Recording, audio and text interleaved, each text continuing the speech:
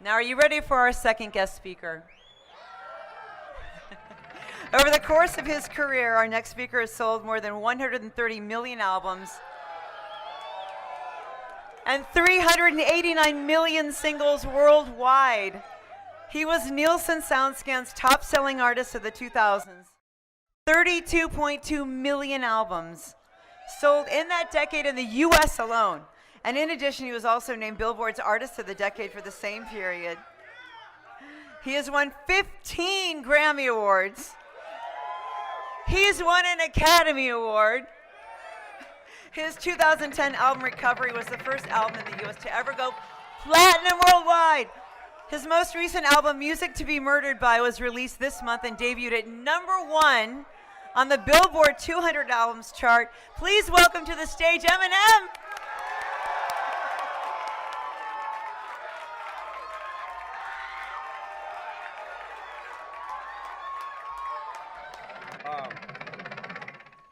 So check it out. Of all the things that I don't remember about 2002,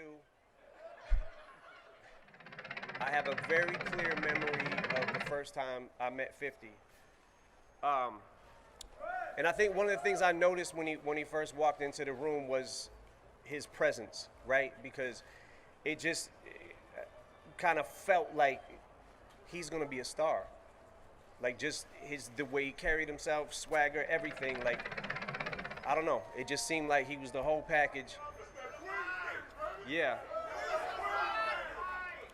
And what's crazy about it to me is the charisma and the personality, like everything matched the intensity of his music.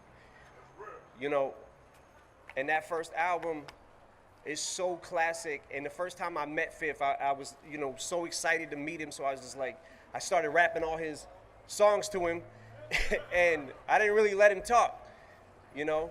And I kind of was trying to show him, like, how into him I was, right? But I think I might have probably overdid it.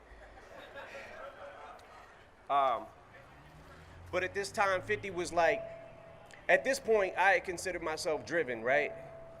Until I met him, and I was like, yo, this guy, he was putting out mixtapes. It seemed like every single week there was another mixtape. He was taking other people's beats and he was destroying them, right?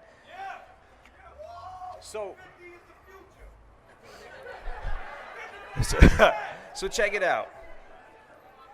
I knew that the dude sitting in front of me, sitting across from me, was just different, right? It just seemed like, I don't know, man. Something about him just drew you in.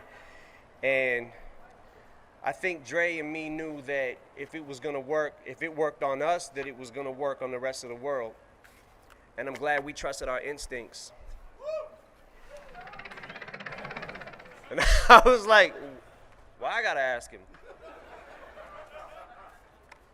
And we're glad it was not permanent.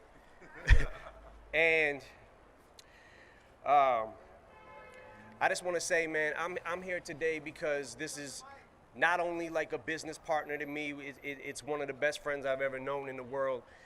And I would say that it's much more fun to be his friend than it is to be his enemy. Because this guy is fucking relentless. And he won't stop.